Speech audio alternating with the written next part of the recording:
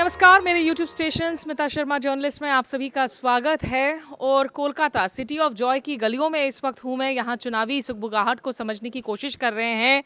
कोलकाता में जो गलियाँ हैं ना, उनकी एक अलग सी चार्म है, एक अलग सी खूबसूरती है। यहाँ की जो आर्ट है, ग्राफिटी है, और यहाँ के डीएनए में पॉलिटिक्स है, पॉलिटिकल अवेयरनेस है, लिबरल वैल्यूज़ हैं।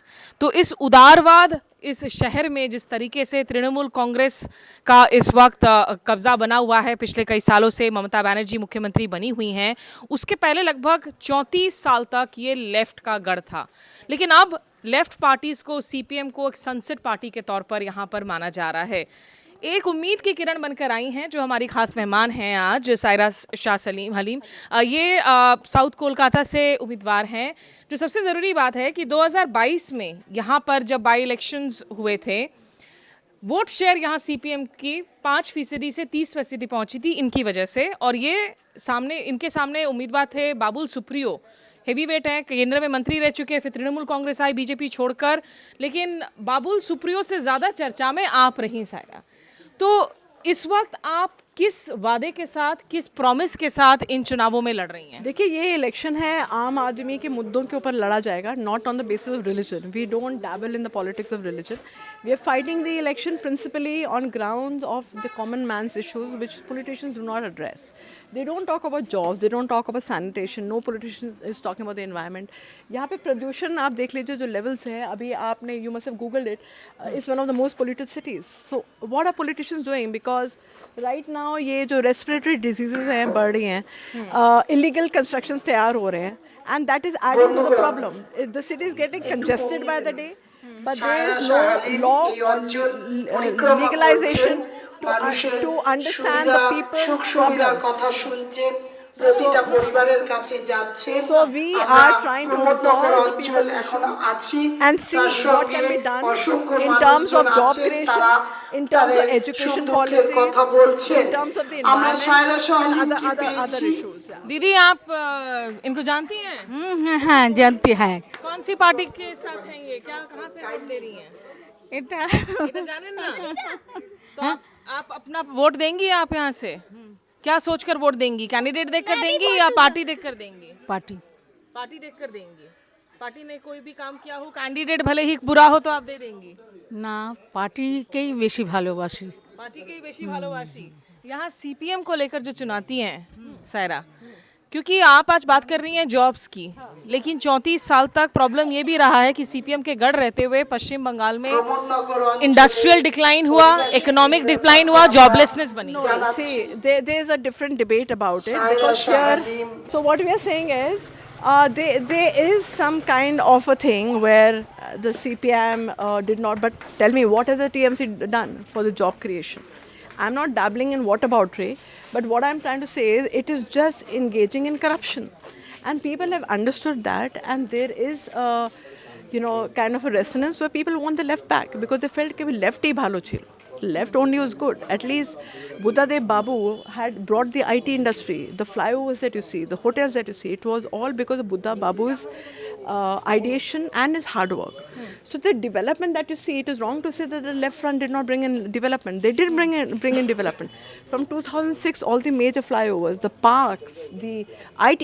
He's the one who brought in Wipro. I have worked with Wipro for a couple of years. I have worked in the IT sector, so I know how much development happened.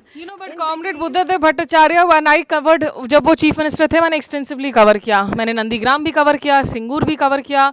Buddhadev Bhattacharya was considered a right man in a wrong party in a wrong time. CPM किस तरीके से बदला? दिक्कत यह है कि CPM के बारे में आज भी जब लोग सोचते हैं, I mean you are still having images कि आप मार्क्सिस्ट लेनिनिस्ट को आप रिस्पेक्ट दे रहे हैं। How does CPM connect with the young people today with the changing profile? The young people, if you see, they're finding a resonance with the youth here.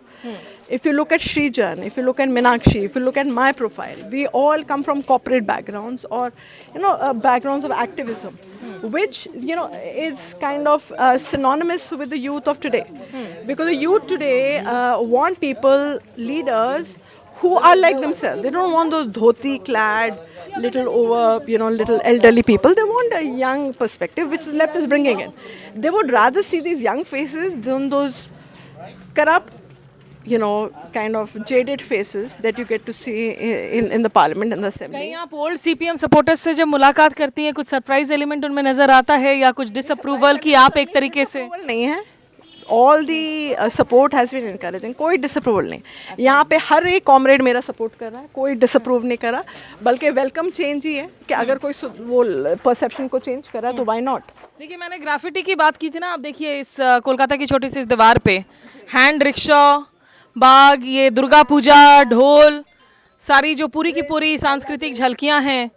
आप क्विंटेसेंशियली खुद को बंगाली कहती क्योंकि आपके father retired lieutenant general Zamiruddin Shah, आप तो army के वजह से आप मैं कैलकटा बॉर्न हूँ. मेरा जन्म कमांड हॉस्पिटल अलीपुर कोलकाता में हुआ. मेरे पिताजी फौज 40 साल में लेफ्टिनेंट जनरल रहे हैं, deputy chief of army staff रहे हैं. ठीक है, तो 40 साल फौज में जहाँ जहाँ उनकी पोस्टिंग रहती थी, तबादला होता था, वहीं हम लोग मूव करते थे. शादी के बाद मैं वापस आई हूँ, लेकिन इधर 21-22 साल से यहीं पे हूँ मैं. और I am voter of this constituency and I have played a very big role in the cultural society here. I have promoted artists, I've promoted authors, I've launched books, and I'm very active.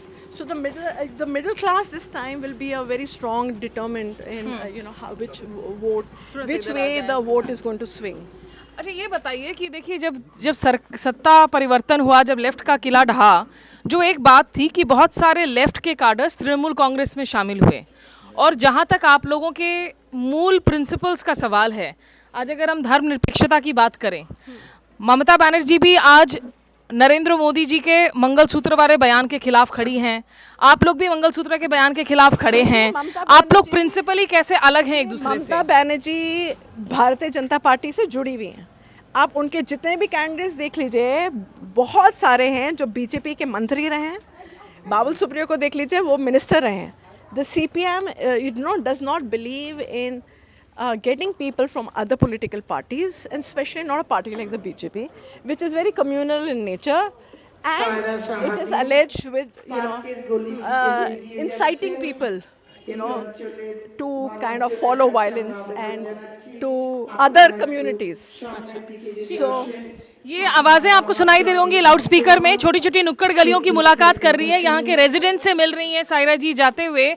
आपकी काफ़ी लो की campaign है क्या? Funds हैं campaign बड़ा करने के लिए? आपने एक छोटा स्ट्रीट कॉर्नर मीटिंग देखा, आप रैली में नहीं आप पार्टिसिपेट किया, आप रैलीज देखिए हमारी. आप go on my Facebook page, mammoth rally of thousands of people. Just see my nomination few days ago. इतनी बड़ी रैली निकली थी, बृंदा करात जी आई थी, कितनी बड़ी रैली हुई थी. अभी ये this is just an add-on to the campaign that we have been doing since morning.